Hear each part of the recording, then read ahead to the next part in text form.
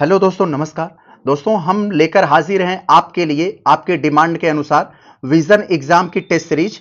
आपके आने वाले एग्जाम यूपी लेखपाल मेंस एग्जाम 2026 के लिए आज की ये हमारी पहली टेस्ट सीरीज है। दोस्तों, एक से बढ़कर एक प्रश्न आपको इसमें मिलेंगे, बेहतरीन से बेहतरीन फैक्ट कंसेप्ट जो आपकी तैयारी में धार लगाएंगे। आपको आने वाले एग्जाम में दोस्तों बहुत बेहतरीन साबित होगा अगर आप इस सब की सारी टेस्ट सीरीज को अगर सॉल्व करोगे। तो दोस्तों, यहां पर आप देखेंगे कि इसका यहां पर थोड़ा सा सिलेबस दिया है। आप एक बार इसको देखकर अगर पढ़ेंगे, जो भी आप पढ़ रहे हैं इस डाटा को देखकर आप पढ़ेंगे कहां से कितने प्रश्न पूछे जाएंगे, तो आपके पढ़ने में ज्यादा आसानी होगी, किसको कितना वेटेज देना है इस हिसाब से। तो दोस्तों चलते हैं, वीडियो को थोड़ा सा भी अच्छा लगे तो वीडियो को लाइक कर दीजिएगा।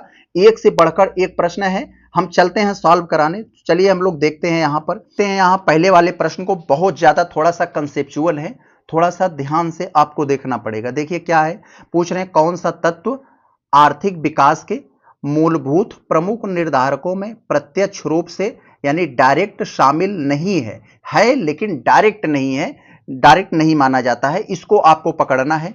तो पहला वाला अगर आप देखोगे कि पूंजी निर्माण एवं तकनीक प्रगति, यानी पूंजी निर्माण एवं तकनीक प्रगति आर्थिक विकास में मूलभूत प्रत्यक्ष रूप से निर्धारक है, ये तो उत्तर नहीं होगा क्योंकि इसमें पूछा जा रहा है कौन सा नहीं है, लेकिन अपनी जगह पर तो सही है।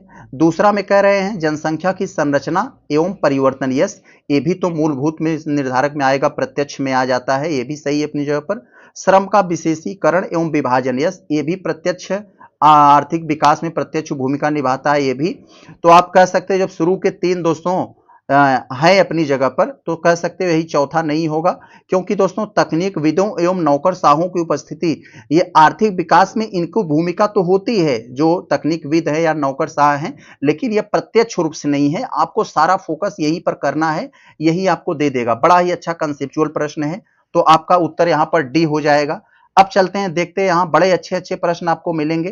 कह रहे हैं उत्तर प्रदेश के निम्नलिखित जिलों में, आपको उत्तर प्रदेश के कुछ जिले दिए गए हैं, क्षेत्रफल के आधार पर सबसे कम विस्तार वाला यानी सबसे कम क्षेत्रफल वाला जिला कौन है, तो आप बता सकते हो तुरंत, हापुड़ है, ऑप्शन नंबर डी। अगर यही पूछ लेता सबसे अधिक क्षेत्रफल वाला कौन है, तो लखीमपुर खीरी हो जाता है यहाँ पर, तो लखीमपुर खीरी हो जाता है, यहाँ पर आप समझ गए होंगे। तो यहाँ ये चीज क्लियर हो गई।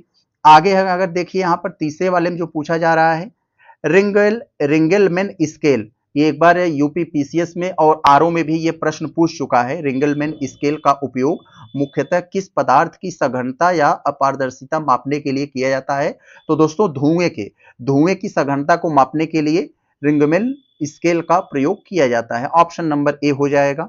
आगे देखिए यहाँ चौथे में जो पूछा जा रहा है, भारत सरकार द्वारा शुरू की गई इको मार्क योजना का उद्देश्य किस प्रकार के उत्पादों की पहचान करना है। मेरे भाई, इको मार्क योजना का मतलब आप ऐसे समझ लीजिए, इको फ्रेंडली, यानी ऐसा प्रोडक्ट जिसे आप यूज करने के बाद इन्वायरमेंट में फेंक देंगे तो इन्वायरमेंट को नुकसान नहीं पहुंचाएगा, यानी पर्यावरण के अनुकूल एवं सुरक्षित उत्पाद।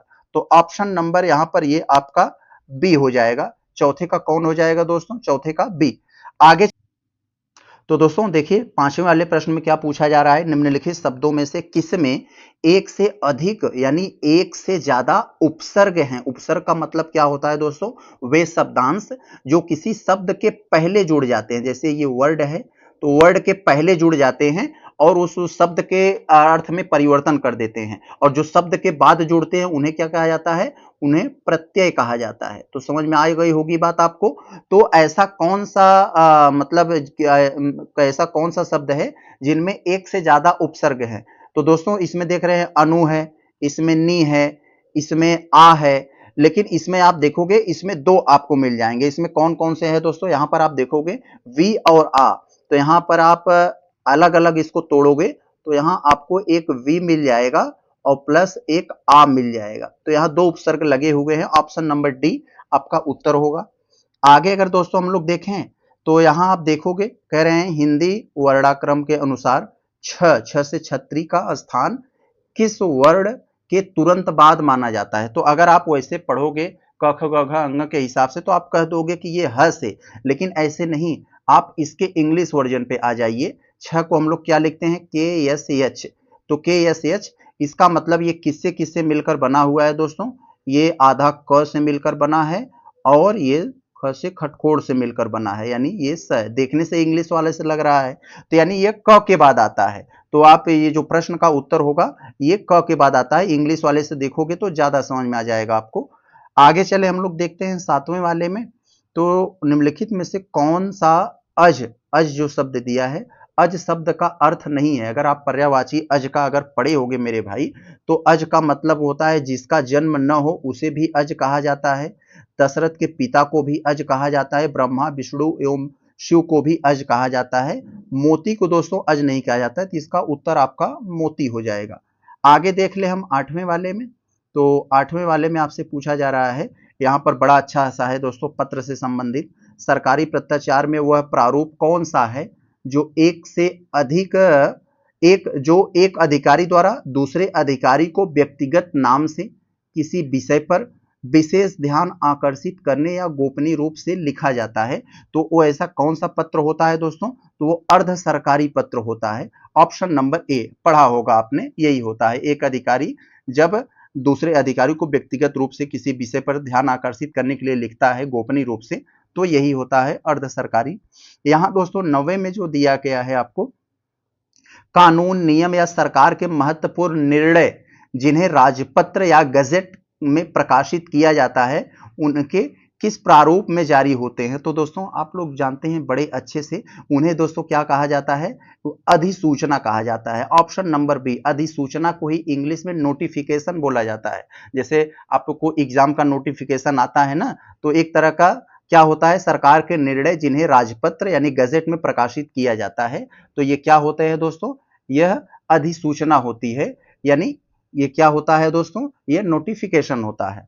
आगे देखें अगर हम लोग 10वें वाले में, तो देखिए क्या कह रहे हैं, मनुष्य द्वारा अपनी जीवन शैली को बनाए रखने के लिए जितना भूमि और संसाधनों की आवश्यकता होती है उसे किस नाम से जाना जाता है दोस्तों? पारिस्थितिकी पदछाप। ऑप्शन नंबर बी, यस, आप लोग जानते होंगे, जिसे इकोलॉजिकल फुटप्रिंट बोला जाता है।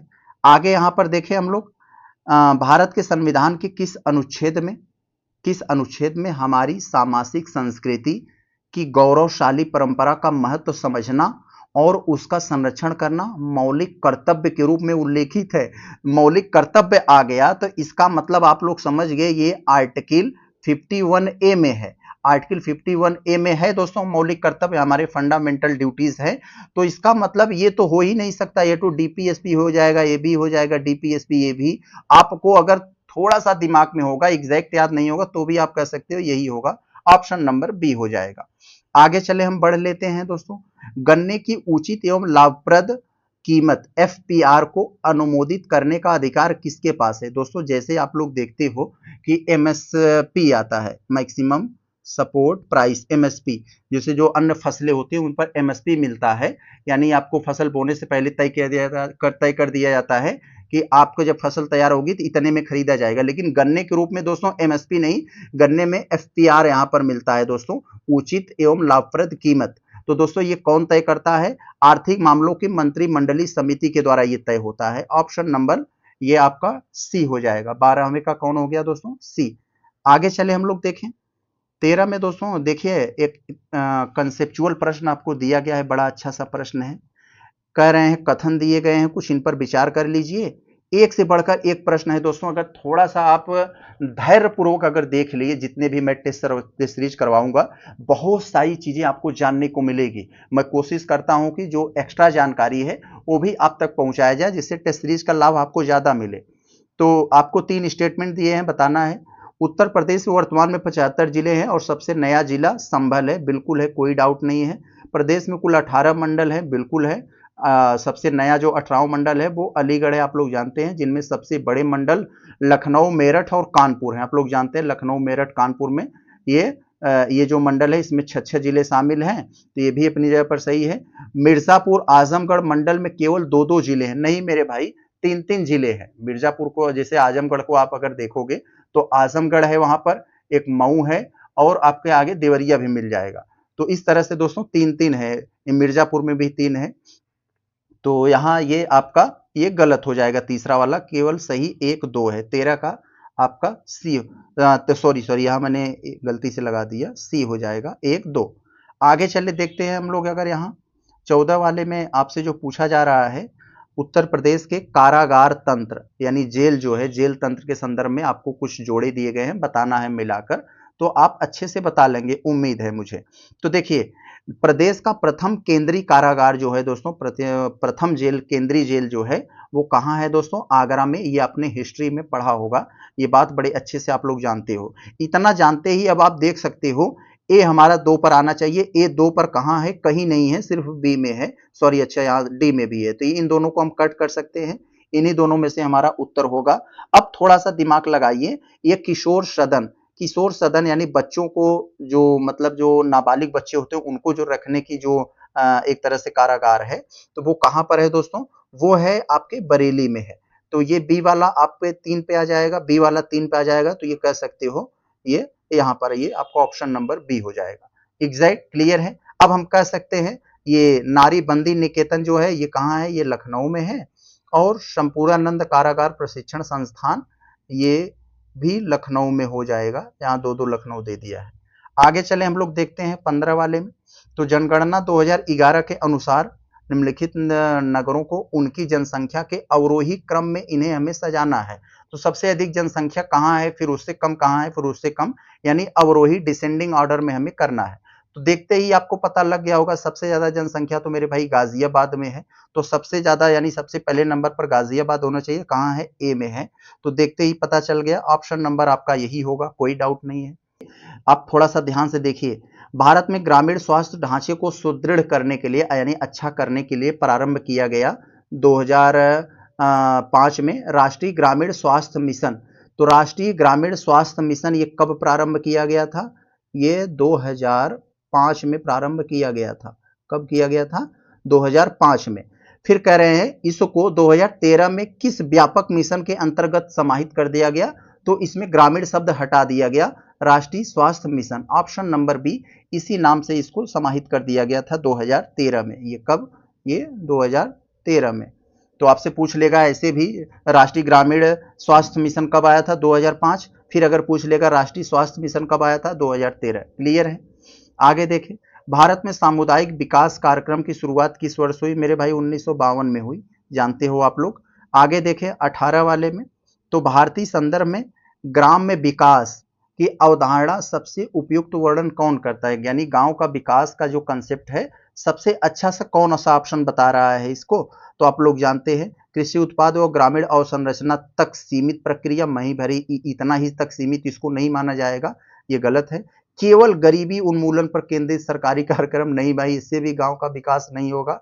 ग्रामीण समाज में आर्थिक, सामाजिक और संस्थागत सशक्तिकरण का समेकित प्रक्रिया, यस, ऑप्शन नंबर ये हो जाएगा, क्योंकि यहां ग्राम में बोला है तो शहरीकरण वाला तो होगा नहीं, ऑप्शन सी हो जाएगा। अब देखिए प्रश्न संख्या 19 वाले को थोड़ा सा ध्यान से देखिए, पूछा जा रहा है आपसे, ग्रामीण गरीबी उन्मूलन यानी ग्रामीण गरीबी को खत्म करने के लिए सेल्फ हेल्प ग्रुप SHG आधारित आजीविका मॉडल को संस्थागत रूप देने वाली राष्ट्रीय कार्यक्रम कौन सा है? तो कौन सा है मेरे भाई? इसमें आप लोग समझ गए होंगे, इसमें कौन सा है? यही राष्ट्रीय ग्रामीण आजीविका मिशन, SHO, मतलब SHG मिशन, जिसे आप लोग खूब गांव में आपने सुना होगा इसके बारे में। ये मनरेगा तो होगा नहीं, सड़क योजना तो आएगा नहीं, दीनदयाल ये आएगा नहीं, तो स्वाभाविक सी बात है वही आएगा। थोड़ा सा दिमाग लगाकर, अगर आपको कहीं अगर थोड़ा सा डाउट होने लगे, कंफ्यूजन होने लगे, तो आप ये सोच लिया करो कौन सा नहीं होगा, उसको एलिमिनेट करो, उत्तर आपको निकलकर आपके सामने जरूर आएगा। देखें, भारत में भूमि सुधारों के अंतर्गत भूमि अधिकार सीमा यानी लैंड सीलिंग नीति का मुख्य उद्देश्य क्या था? तो मुख्य उद्देश्य यही था मेरे भाई, जो अधिशेष भूमि, भूमि अधिकार सीमा का मतलब यही था, जो अधिशेष एक्स्ट्रा भूमि का अधिकार ग्रहण कर भूमिहीनों को बांटना, यानी जो बड़े बड़े भू माफियाओं के पास जमीन पड़ी थी वहां से उनके ले लेना और जिनके पास जमीन नहीं थी उनको बांटना, ये हो जाएगा आपका बी हो जाएगा। बहुत अच्छा। आगे थोड़ा सा देखिए, यहाँ 21 वाले में जो आपके जो दिया गया है, ग्राम में विकास शोध में वह पद्धति कौन सी है जिसमें ग्रामीण स्वयं मानचित्र, थोड़ा सा एक सेकंड, कह रहे हैं ग्राम में विकास शोध में वह पद्धति कौन सी है, वह कौन सा सिस्टम है जिसमें जिसमें ग्रामीण ग्रामीण स्वयं मानचित्रण, फोकस समूह चर्चा और समस्या विश्लेषण के माध्यम से शोध प्रक्रिया के सहभागी बनते हैं। तो मेरे भाई यह सहभागी नाम है तो स्वाभाविक से लग रहा है सहभागी ग्रामीण मूल्यांकन, ऑप्शन नंबर सी हो जाएगा 21 का। समझ गए होंगे आप। आगे देखें, यहाँ पर देखें, यहाँ जो 22 वाले में पूछा जा रहा है, उत्तर प्रदेश में किस योजना के अंतर्गत ड्रोन तकनीक के माध्यम से ग्रामीण आबादी भूमि का सर्वेक्षण करना, संपत्ति अभिलेख तैयार किए जाते हैं ताकि ग्रामीणों को वैधानिक यानी लीगल स्वामित्व यानी मालिकाना एवं वित्तीय पहुंच मिल सके। तो मेरे भाई स्वामित्व योजना के बारे में आप लोगों ने जरूर पढ़ा होगा, इसके बारे में, ये स्वामित्व योजना के बारे में। तो इसमें ड्रोन के माध्यम से ये मतलब सर्वेक्षण किया जाता है, आबादी भूमि का डिजिटल रिकॉर्ड बनाया जाता है, सबको संपत्ति कार्ड दिए जाते हैं और उसी हिसाब से उसको स्वामित्व मालिकाना हक दिया जाता है। आगे देखें, यहाँ आरबीआई ने यूपी टिप्स, देखो थोड़ा ध्यान से देखना पड़ेगा, आरबीआई ने यूपीआई टिप्स इंटीग्रेशन शुरू किया गया है। टिप्स का संबंध किससे है? तो मेरे भाई यहाँ टिप्स का मतलब है टारगेट इंस्टेंट पेमेंट सेटलमेंट। ये दोस्तों टिप्स शुरू किया गया है, ये जो मतलब ये तो शुरू किया है अपना आरबीआई ने, रियल टाइम भुगतान के लिए है।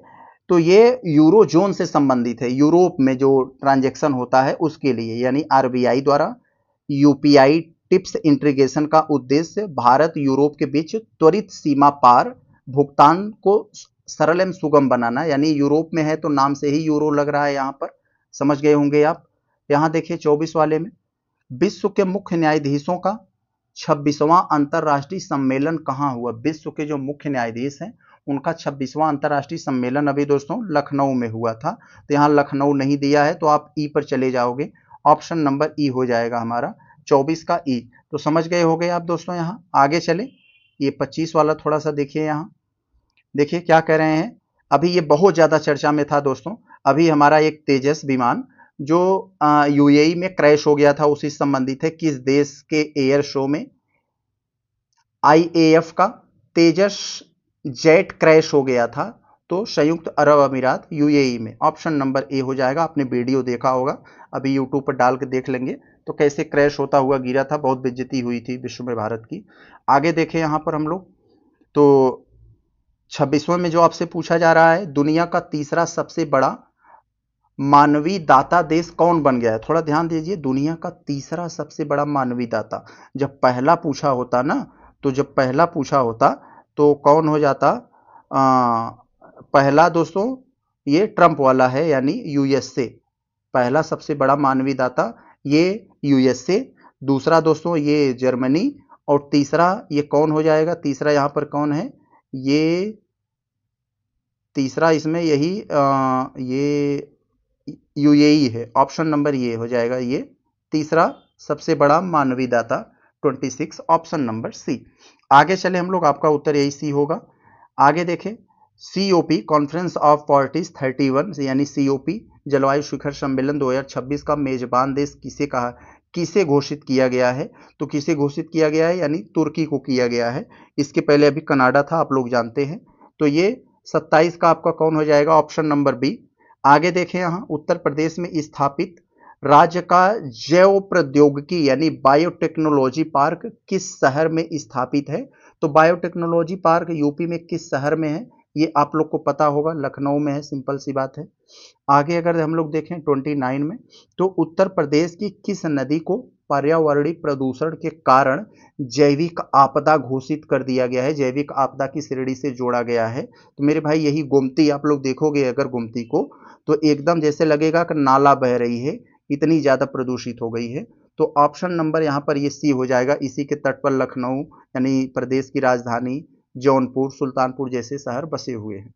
आगे देखें यहाँ पर, जनगणना 2011 के अनुसार उत्तर प्रदेश का वह कौन सा जिला जहां पर महिला साक्षरता दर सबसे कम दर्ज की गई है? सबसे कम महिला साक्षरता दर दोस्तों, सबसे कम पुरुष पूछ ले, सबसे कम महिला पूछ ले, या सबसे कम साक्षरता पूछ ले तो श्रावस्ती, ऐसा लगेगा श्राप लग गया है इसको कि ये आगे नहीं बढ़ पाएगा एजुकेशन में। तो ऑप्शन नंबर ये डी हो जाएगा आपका, यहाँ समझ लीजिए आप। आगे देखें, यहाँ 31 में अगर पूछा जा रहा है, निम्नलिखित उद्योगों को उत्तर प्रदेश के प्रमुख औद्योगिक केंद्रों से सुमेलित कीजिए। तो यहाँ पर सुमेलित करना, एक तरफ उद्योग है, दूसरी तरफ केंद्र। तो साथियों, पीतल का सामान आप लोग जानते हैं मुरादाबाद, लकड़ी की नक्काशी सहारनपुर, खेल का सामान मेरठ, दिया सलाई बरेली। तो यहाँ पर ऑप्शन तो अगले पेज पर चला गया है, यानी अब हमें देखना पड़ेगा ए वाला 4 पे, बी वाला 1 पे। ए वाला 4, बी वाला 1 कहाँ है भाई? तो ये पहले पर ही है, ए वाला 4, बी वाला 1, ऑप्शन नंबर ए। आगे अगर हम लोग देखें 32 वाले में, तो कह रहे हैं कि उत्तर प्रदेश को कृषि नियोजन के उद्देश्य से कितने कृषि जलवायु क्षेत्रों यानी एग्रो क्लाइमेट जोन्स में विभाजित किया गया है? तो 9 कृषि जलवायु क्षेत्र में विभाजित किया गया है। ऑप्शन नंबर ये आपका सी हो जाएगा। ये उत्तर प्रदेश की बात कर रहे हैं, तो समझ गए होंगे आप। आगे देखें दोस्तों, अगर हम लोग ये 32 हो गया ना, 33 को अगर देखें तो 33 में क्या है, एक सेकंड। उत्तर प्रदेश में जिला योजना समिति यानी डिस्ट्रिक्ट प्लानिंग कमेटी द्वारा तैयार की जाने वाली जिला योजना में किन किन स्तर की पंचायतों से संबंधित विषयों को सम्मिलित किया गया है? तो किन किन को सम्मिलित किया गया है दोस्तों? तो यहाँ पर थोड़ा सा हमें छोटा करना पड़ेगा, या अब सही है। तो यहाँ पर दोस्तों किन किन को शामिल किया गया है जिला योजना में, किन किन स्तर की पंचायतों से संबंधित विषयों को शामिल किया गया है, ये आपसे पूछा जा रहा है। तो थोड़ा सा ध्यान लगाएंगे यहाँ पर। ये ग्राम पंचायत भी आते हैं इसमें, क्षेत्र पंचायत, नगर पंचायत, तीनों को इसमें शामिल किया गया है। तो सही क्या है? ऑप्शन नंबर डी हो जाएगा हमारा। आगे बढ़े अगर हम लोग देखें 34 में, तो निम्नलिखित में से किस जनपद में भारतीय पशु चिकित्सा विज्ञान यानी यूपी के किस जिले में भारतीय पशु चिकित्सा विज्ञान अनुसंधान संस्थान स्थित है? तो आप लोग समझ गए होंगे ये किस में है, ये बरेली में है, इज्जत नगर। आप लोग समझ गए होंगे, ऑप्शन नंबर बी हो जाएगा 34 का, ये बी हो जाएगा। आगे समझ लीजिए, इज्जत नगर पूछेगा तो ये बरेली बताइएगा।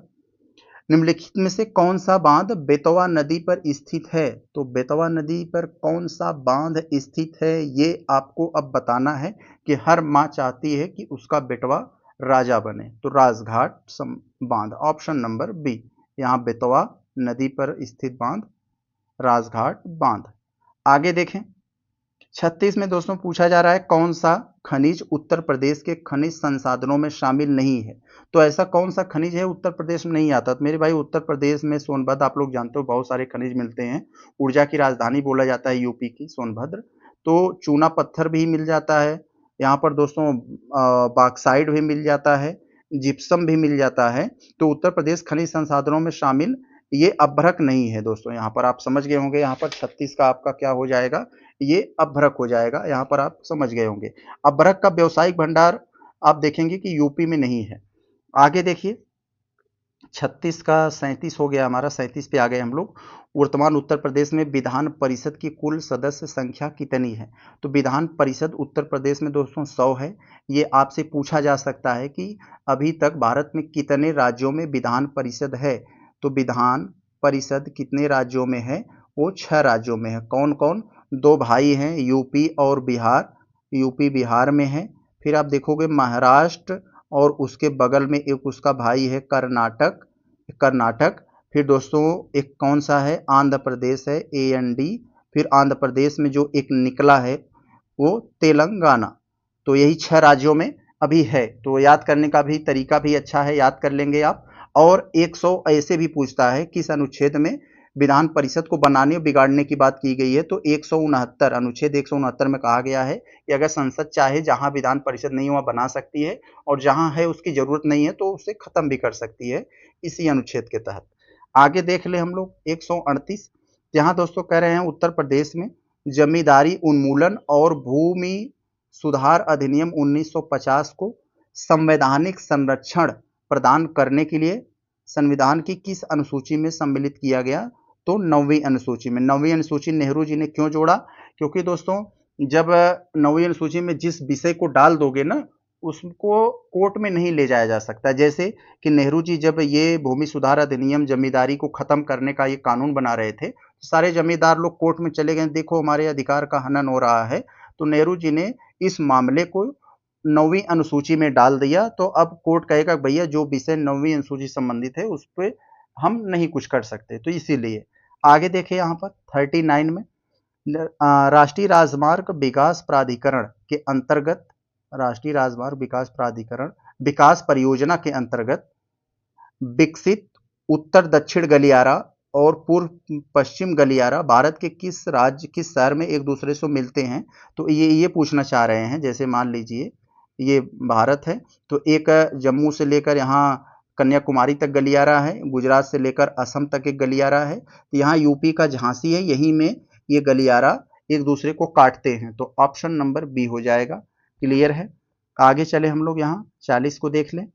उत्तर प्रदेश में पंचायती राज संस्थाओं के विभिन्न स्तरों पर महिलाओं को कितने प्रतिशत आरक्षण प्रदान किया गया है? तो आप लोग जानते हो पंचायत में महिलाओं को 1/3 यानी 33% आरक्षण है, तो ऑप्शन नंबर एक ये हो जाएगा, कुल स्थानों का 1/3। अभी दोस्तों लोकसभा और विधान परिषद में भी अभी महिलाओं को आरक्षण कानून नहीं था, अब उसमें भी आ गया है, अभी चर्चा में भी खूब है, तो लोकसभा विधानसभा महिलाओं को भी अब 1/3 आरक्षण मिलेगा। आगे देखें 41 में पूछा जा रहा है कि उत्तर प्रदेश में आंवले का सर्वाधिक उत्पादन किस जिले में है? तो प्रतापगढ़ में है। यही अमरूद के बारे में पूछ लेता तो आप इलाहाबादी बता देते। तो यहाँ पर विश्व पर्यावरण दिवस प्रतिवर्ष किस तिथि को मनाया जाता है? 5 जून को मनाया जाता है, समझ गए आप लोग। और बाकी सब तो आप जानते ही। यहाँ 23 से 43 में जो पूछा जा रहा है कौन सा युग्म हमारा गलत सुमेलित है? तो गलत क्या है? पारिस्थितिकी विज्ञान केंद्र, ये तो बेंगलुरु में है, कोई डाउट नहीं है। भारतीय वन्य प्राणी संस्थान देहरादून में है, ये भी अपनी जगह पे सही है। गोविंद बल्लभ पंत हिमालयी पर्यावरण एवं विकास संस्थान अल्मोड़ा में है, उत्तराखंड के। तो जानते हैं हिमालय थोड़ा सा मुड़ा हुआ है, तो उसी से दिमाग में रख लेंगे, मुड़ा अल्मोड़ा दिमाग में बना रहेगा। तो सब अपनी जगह पे ये तीनों सही हैं। गलत क्या है? यहाँ पर ये गलती है, भारतीय वन प्रबंधन संस्थान ये कोलकाता में नहीं है, यह भोपाल में है, ये मध्य प्रदेश के भोपाल में। तो क्लियर हो गया। आगे चले हम लोग देखते हैं 44 को। तो 44 में जो आपसे पूछा जा रहा है भारत में आपदा प्रबंधन के लिए विधिक, कानूनी और संस्थागत ढांचा प्रदान करने वाला प्रमुख अधिनियम कौन था? तो आप लोग जानते हैं दोस्तों आपदा प्रबंधन अधिनियम 1905, तो 2005 में ये बना था और इसको प्रभावी तरीके से लागू 2006 में किया गया था। तो क्लियर है। आगे देखें हम लोग 45 में जो पूछा जा रहा है भारत में राष्ट्रीय आपदा प्रबंधन प्राधिकरण, जिसे हम लोग नडमा कहते हैं, तो का पदेन अध्यक्ष कौन होता है? तो दोस्तों नडमा का पदेन अध्यक्ष प्रधानमंत्री होते हैं, और ये सडमा जो राज्य आपदा प्रबंधन होता है जिसे हम लोग सडमा कहते हैं, उसका मुख्यमंत्री होता है। आपको क्लियर है? तो यहाँ पर मुख्य प्रधानमंत्री दिया ही नहीं है, तो हम कह सकते हैं ई वाला हो जाएगा। तो ऑप्शन नंबर 45 का आपका ई हो जाएगा। क्लियर है, कोई डाउट नहीं। चलते हम लोग आगे बढ़ते हैं। अब 46 को देखते हैं। धारणी विकास, जिसे हम लोग सस्टेनेबल डेवलपमेंट बोलते हैं, धारणी विकास के अंतर पीढ़ीगत संवेदनशीलता किसके उपयोग के संदर्भ में व्यक्त करता है? तो दोस्तों धारणी विकास यही कहता है प्राकृतिक संसाधनों से संबंधित है कि हम प्राकृतिक संसाधनों का इस कदर उपयोग करें कि हमारी भी जरूरतें पूरी हो जाए और हमारी आने वाली पीढ़ियों को भी वो संसाधन, प्राकृतिक संसाधन मिले। ऐसा नहीं कि हम इतने खतरनाक तरीके से दोहन करें, आने वाली पीढ़ियों के लिए वो संसाधन बचे ही ना। यही बात ये प्राकृतिक संसाधनों की बात करती है धारणी विकास।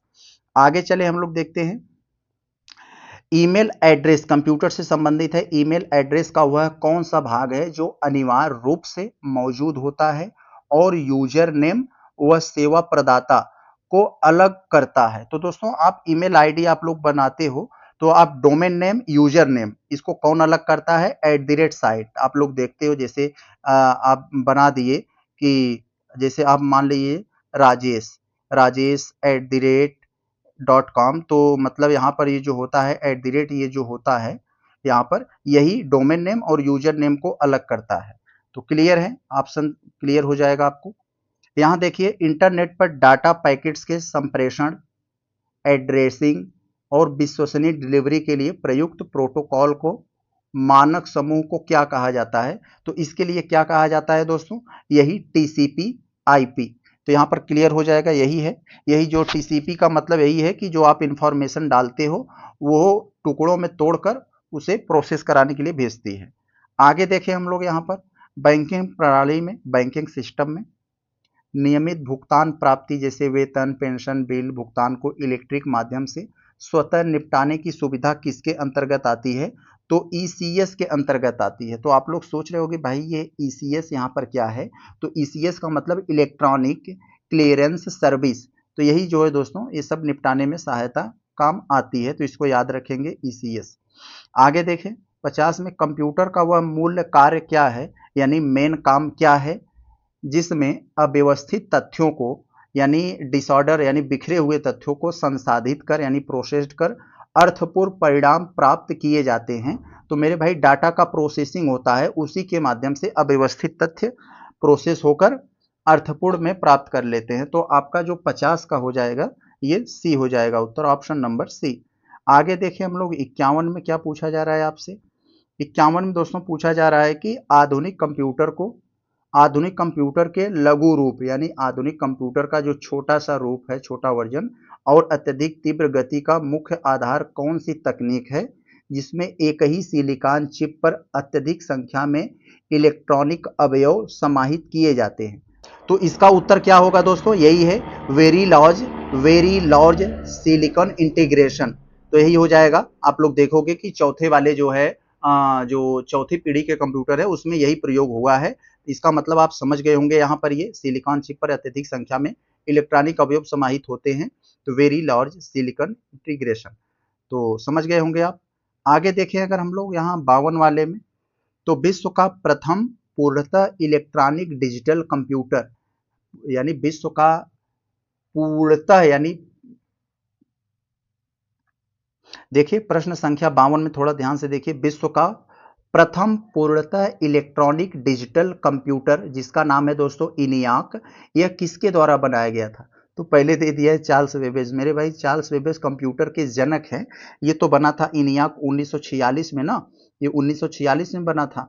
तो प्रथम इलेक्ट्रॉनिक डिजिटल कंप्यूटर है। तो इसको कौन बनाया था दोस्तों? इसको बनाया था माचुली ने। तो माचुली नाम याद है यहाँ पर, और बाकी ये है जेपी एकर्ट एवं माचुली ने। ऑप्शन नंबर सी हो जाएगा। आगे देखें यहाँ पर 53 में क्या है, सीपीयू का वह कौन सा घटक है, वह कौन सा कंपोनेंट है जो सभी प्रकार की गणनात्मक यानी गिनने वाली क्रियाएं और तार्किक क्रियाएं जैसे जोड़ घटाना गुणा भाग ये सब किसके द्वारा निर्णय लेता है? तो आप लोग जानते हैं सीपीयू में एक होता है कंट्रोल यूनिट होता है और एक अर्थमेटिक लॉजिक यूनिट होता है। तो यही अर्थमेटिक नाम से ही है, अर्थमेटिक लॉजिक यूनिट। तो यही निर्णय लेने की सहायता करता है जो तार्किक और गणनात्मक क्रियाएं हैं। आगे देखें हम लोग दोस्तों यहाँ पर, यह कंप्यूटर में रीसेट बटन का मुख्य उद्देश्य क्या होता है? आप लोग रीसेट मोबाइल को भी करते होंगे, कंप्यूटर करते होंगे, तो इसका मतलब क्या होता है?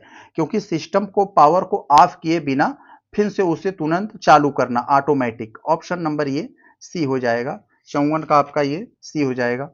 55 वाले को हम लोग यहाँ देखें थोड़ा सा, तो पेन ड्राइव जैसे बाह्य भंडारण यानी पेन ड्राइव आप लोग समझ गए, एक्सटर्नल मेमोरी है एक तरह की, जैसे बाह्य भंडारण का उपकरण को कंप्यूटर से जोड़ने के लिए सामान्यतः किस इंटरफेस का उपयोग किया जाता है? तो यूएसबी का किया जाता है, इसमें कोई डाउट नहीं है, यूएसबी का प्रयोग किया जाता है। तो यूएसबी का यहाँ मतलब क्या होता है? यूनिवर्सल सीरियल बस, यूनिवर्सल यूनिवर्सल और ये सीरियल बस, वो बस वाला नहीं है, ये दूसरा बस है। तो इसका फुल फॉर्म जानते रहेंगे। 56 वाले का अगर हम लोग देखें तो ग्राफिकल यूजर इंटरफेस, कंप्यूटर में दोस्तों थोड़ा सा आप संभाल लेंगे तो उम्मीद है आप कर ले जाएंगे, क्योंकि कंप्यूटर संबंधित 15 सवाल आएंगे। तो ग्राफिकल यूजर इंटरफेस में किस ऑब्जेक्ट की प्रॉपर्टीज खोलने, उसे चयनित करने और ड्रैग ड्रॉप क्रियाएं करने के लिए जिस मानक पॉइंटिंग डिवाइस का प्रयोग किया जाता है वो कौन सी है? तो ये कौन सी है यहाँ पर? माउस होगी, ऑप्शन नंबर ए हो जाएगा। ट्रैक बॉल तो होगा नहीं, लाइट पेन तो होगी नहीं, जॉयस्टिक ये तो गेम में होता है, ये भी हो नहीं, यही होगा, माउस होगा। तो क्लियर है, 56 का आपका कौन हो जाएगा? ये ए हो जाएगा। आगे देखें अगर हम लोग 57 में, कंप्यूटर के हैंग, जैसे कहते हैं ना हमारा मोबाइल हैक कर रहा है, हैंग कर रहा है, तो कंप्यूटर के हैंग हो जाने की स्थिति में सिस्टम को पुनः प्राप्त करने या सुरक्षा विकल्प खोलने के लिए किस कुंजी का संयोजन यानी किस कॉम्बिनेशन की का प्रयोग किया जाता है हमें? तो इसमें क्या किया जाता है दोस्तों? डिलीट भी रहता है, कंट्रोल रहता है, शिफ्ट रहता है, तीनों तो ऑप्शन नंबर डी हो जाएगा यहाँ पर। ये दोस्तों शिफ्ट नहीं आल्ट रहता है, यानी ये रहता है और शिफ्ट की जगह आल्ट रहता है यहाँ पर, ये आल्ट और फिर ये डिलीट, तो यानी यहाँ पर ये नहीं है तो हम ई वाला कह सकते हैं। ऑप्शन नंबर ये हो जाएगा, यानी कंट्रोल ऑल्ट और डिलीट। समझ गए होंगे आप। यहाँ आगे चले हम लोग देखें 58 वाले में, तो कह रहे हैं कंप्यूटर की वह कौन सी मेमोरी है जिसमें डाटा केवल बिजली उपलब्ध रहने तक सुरक्षित रहता है, जब पावर बंद हो जाता है तो डाटा नष्ट हो जाता है। तो मेरे भाई रैम, आप लोग जानते हो रैम और रोम। तो यहाँ पर दोस्तों आपको एक चीज जानने को देखने को मिला होगा कि वोलाटाइल, इसे कहते हैं कि वोलाटाइल मेमोरी। यहाँ जो आपका जो रैम है ये वोलाटाइल है, यानी वाष्पशील है, यानी बिजली बंद होने पर इसका डाटा चला जाता है। और यहाँ जो रोम होता है ये नॉन वोलाटाइल है, यानी बिजली चली जाएगी तभी भी इसमें का बना रहेगा। तो क्लियर है। यहाँ आगे अगर हम लोग देखें तो 49 में जो पूछा जा रहा है, मेमोरी अगर आप लोग पढ़े होंगे तो बड़े अच्छे से इसका उत्तर दे लोगे। डाटा भंडारण का यहाँ यूनिट दिया है, सबसे बड़ी से सबसे छोटी इकाई का कालक्रम बताना है, यानी डिसेंडिंग। सबसे पहले सबसे बड़ी को बताना है, फिर उससे छोटी, उससे छोटी। तो सबसे छोटी क्या होती है दोस्तों, यहाँ पर केबी दिया है, तो सबसे छोटी यहाँ केबी होती है। केबी से फिर बड़ी क्या होती है दोस्तों, हम जानते हैं एमबी होती है। 1024 केबी मिलाकर 1 एमबी हो जाएगा। फिर 1024 एमबी मिलेगा तो 1 जीबी हो जाएगा, यानी वो जीबी हो जाएगा। फिर जीबी से बड़ी क्या होती है दोस्तों, यह टेराबाइट होती है। तो समझ गए होंगे आप यहाँ। तो टेराबाइट, जीबी, एमबी, केबी, ऑप्शन नंबर बी। आगे देखें, हार्ड डिस्क में बिखरी हुई यानी स्कैड फाइलों को पुनः व्यवस्थित कर सिस्टम की कार्यक्षमता बढ़ाने वाला यूटिलिटी प्रोग्राम कौन सा है। तो कौन सा ऐसा प्रोग्राम है जो फाइलों को, बिखरी हुई फाइलों को व्यवस्थित कर सिस्टम की कार्यक्षमता को बढ़ाता है, उसकी दक्षता को बढ़ाता है। तो ये कौन सा है दोस्तों, तो ये डिस्क डिफ्रैगमेंटर, ऑप्शन नंबर ये आपका सी हो जाएगा। तो क्लियर है, बी हो जाएगा। आगे देखें अगर हम लोग यहाँ पर सोर्स कोड के बारे में कुछ दिया गया है। यहाँ सोर्स कोड को मशीन द्वारा समझे जाने योग्य ऑब्जेक्ट कोड को बदलने वाला सॉफ्टवेयर क्या कहलाता है। तो सॉफ्टवेयर को कंपाइलर बोला जाता है। ऑप्शन नंबर यहाँ पर ये सी हो जाएगा, 61 का सी। आगे देखें अगर हम लोग यहाँ थोड़ा सा, एक सेकेंड, 62 में जो पूछा जा रहा है, कौन सा अनुच्छेद मानव के दुर्व्यवहार और बालात श्रम से संबंधित है। बालात श्रम को ऐसे समझ लीजिए, बल और लात के दम पर काम करवाना। तो यानी आप किसी से जबरदस्ती काम करवा रहे हो और उसको पैसा भी नहीं दे रहे हो, यानी बल और लात के दम पर करवा रहे हो, तो इसी को बालात कह दिया गया। तो ये अनुच्छेद 23। अनुच्छेद 24 में क्या है दोस्तों, ये बच्चों को जो 14 साल से कम है उसको खतरनाक उद्योगों में रखने से मना करता है। तो समझ गए होंगे आप। यहाँ 1969 में कितने वाणिज्यिक बैंकों का राष्ट्रीयकरण किया था। आप लोग जानते हैं इंदिरा गांधी ने 1969 में कुल 14 बैंकों का राष्ट्रीयकरण किया था। फिर 1980 में फिर 6 बैंकों का राष्ट्रीयकरण किया था, 2 बार। तो दोनों याद रखना होगा आपको। यहाँ देखिए, भारत में इंसॉल्वेंसी एंड बैंक करप्सी, इंसॉल्वेंसी और बैंक करप्सी आईबीसी किस वर्ष लागू हुआ था। तो ये किस वर्ष लागू हुआ था दोस्तों, यह 2016 में लागू हुआ। ऑप्शन नंबर ये सी हो जाएगा। आगे देखें यहाँ पर, ये क्यों लागू हुआ था इसको भी थोड़ा सा जान लीजिए। ये आईबीसी यानी इंसॉल्वेंसी और बैंक करप्सी कोड इसलिए लागू हुआ था कि जो एनपीए है, एनपीए का मतलब नॉन परफॉर्मिंग एसेट, यानी आपने लोन ले लिया, जितने लोग लोन ले लेते हैं और फिर लोन जमा करने की स्थिति में नहीं रहते हैं, बैंक का जो पैसा फंस जाता है उसे नॉन परफॉर्मिंग एसेट बोला जाता है, खराब लोन बोला जाता है। तो उसी की समस्या को कंट्रोल करने के लिए यह इंसॉल्वेंसी एंड बैंक करप्सी कोड को लाया गया था। याद रहेगा आपको। राष्ट्रपति को किस अनुच्छेद के अंतर्गत क्षमा, परिहार, प्रविलंबन, विराम एवं लघुकरण की शक्तियां प्राप्त है, यानी 5 प्रकार के रीटों को प्राप्त है राष्ट्रपति को। इसका मतलब आप लोग जानते होंगे, क्षमा का मतलब पूरी तरीके से क्षमा कर दें, जैसा लगा को गुनाह किया ही नहीं है। तो ये अनुच्छेद 72 के अंतर्गत आता है। ऑप्शन नंबर ये बी हो जाएगा आपका, अनुच्छेद 72 के अंतर्गत राष्ट्रपति को अधिकार है। इन सब में फैसले लेने पर। अगर दोस्तों यही आता राज्यपाल में, राज्यपाल बस यही मृत्युदंड को रोक नहीं सकता है, बाकी राष्ट्रपति के बराबर ही है। आगे देखें 66 में भारत के महान्यायवादी का वेतन किसके द्वारा, महान्यायवादी आप लोग जानते हैं इसे सरकारी वकील कहा जाता है, सरकार का सबसे बड़ा वकील यही होता है जिसे अटॉर्नी जनरल इंग्लिश में कहते हैं। इसका वेतन किसके द्वारा निर्धारित होता है, तो ये जो आप लोग जानते हैं यह मतलब कह सकते हो कि राष्ट्रपति के दोस्तों यह दया कृपा पर ये बने रहते हैं, तो यह राष्ट्रपति इनका वेतन तय करते हैं। ऑप्शन नंबर बी हो जाएगा यहाँ पर। आगे देखें यहाँ राज्य की कार्यपालिका शक्ति किसमें निहित होती है, तो राज्य की कार्यपालिका शक्ति किसमें निहित होती है, जैसे केंद्र की कार्यपालिका शक्ति राज्य राष्ट्रपति में निहित होती है, ऐसे राज्य की कार्यपालिका शक्ति राज्यपाल में निहित होती है। पृथ्वीराज चौहान मोहम्मद गोरी के बीच आप लोग जानते हैं 2 युद्ध हुआ था, पहला 1991 में जिसमें पृथ्वीराज चौहान जीत गए थे, फिर 1192 में तैयारी वो करके आया मोहम्मद गोरी, फिर वो जीत गया। तो इसमें क्या हो गया था दोस्तों, ये मोहम्मद गोरी जीता था और इसमें पृथ्वीराज चौहान जीते थे। पहला वाला पूछा है, पहला युद्ध तो ए हो जाएगा। आगे देखें 69 में तो बाबर द्वारा लड़े गए युद्धों को उनको सही ऐतिहासिक क्रम बताना है। तो जानते हो दोस्तों इसका ट्रिक आप लोगों को याद है, बाबर ने 4 युद्ध लड़ा, पानीपत का युद्ध जो 1526 में, पानी के बाद सबको खाना चाहिए, तो ये खानवा का युद्ध, फिर उसके बाद दोस्तों यह चंदेरी का युद्ध दोस्तों ये कब हुआ था, ये 26 में, 27 में, ये 1528 में और ये 1529 में। तो क्लियर हो गया। तो आपका ऑप्शन कौन सा बनेगा, 3 1 2 4, 3 1 4 2, 3 1 4 2 कहाँ है, 3 1 4 2 यहाँ पर ऑप्शन नंबर ए में बैठा हुआ है। देखें कलिंग युद्ध के पश्चात अशोक ने कलिंग को मौर्य साम्राज्य में शामिल कर उसकी राजधानी कहाँ बनाई, तो उसकी राजधानी कहाँ बनाई आप लोग जानते हैं, तोसली में बनाई थी, इसमें कोई डाउट नहीं है, तोसली में बनाई थी। आगे देखें दोस्तों अगर हम लोग यह 71 में, इसमें कह रहा है 1939 में त्रिपुरा अधिवेशन के बाद कांग्रेस के अध्यक्ष पद से इस्तीफा किसने दिया था, तो आप लोग जानते हैं जब 38 में हरिपुरा अधिवेशन में और 39 में त्रिपुरा अधिवेशन में सुभाष चंद्र बोस ही कांग्रेस के अध्यक्ष चुने गए थे।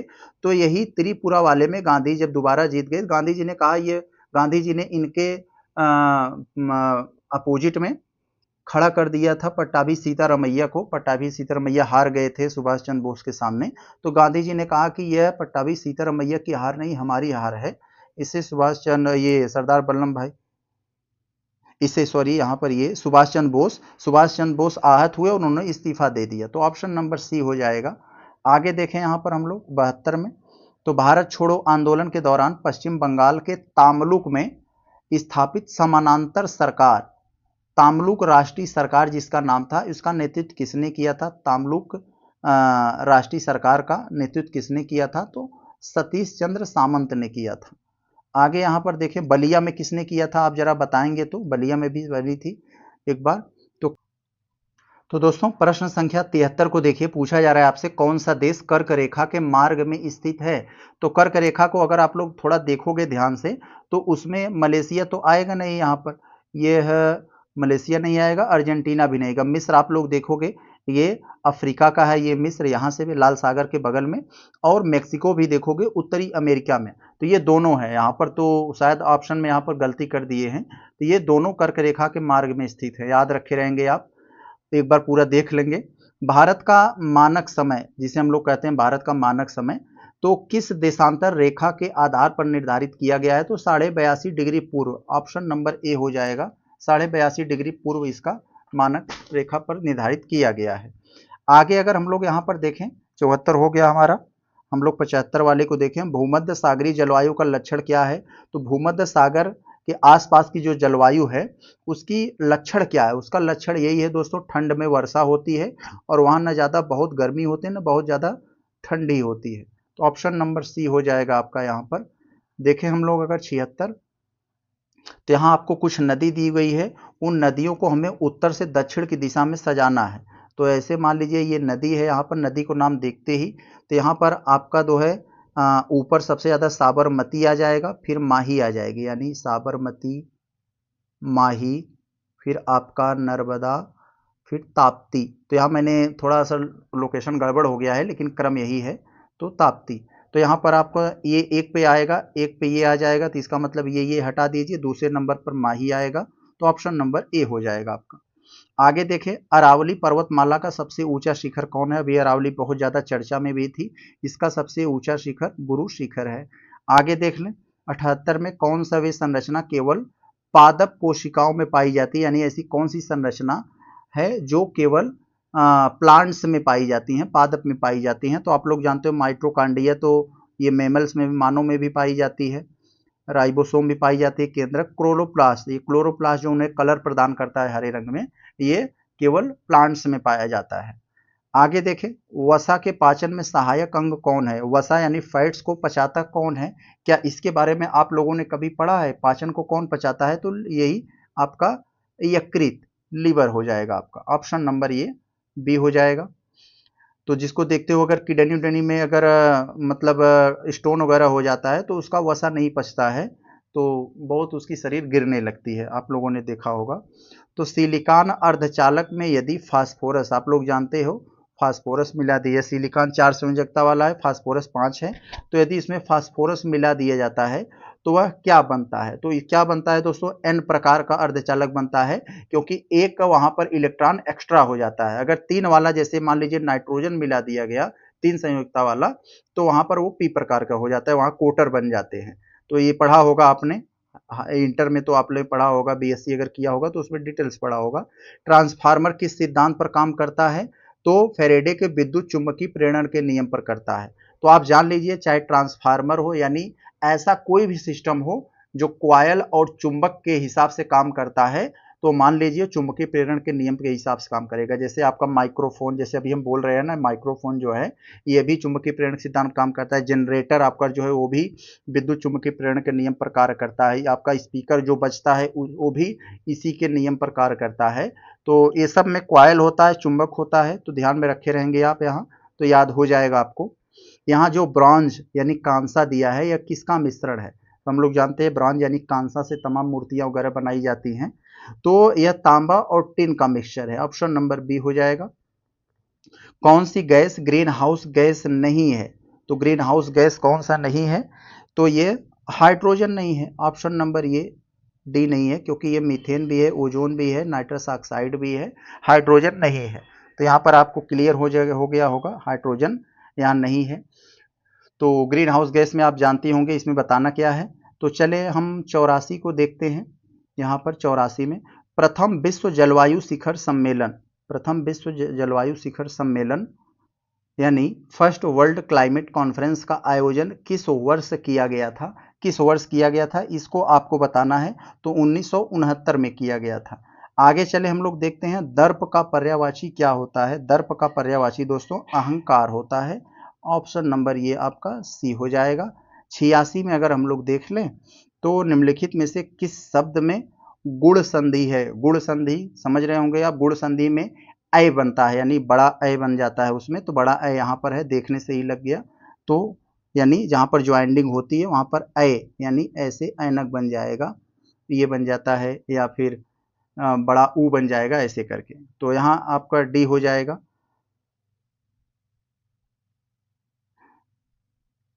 तो क्लियर हो जाएगा, जहां ऐ बने तो समझ जाइए कि यह यही है।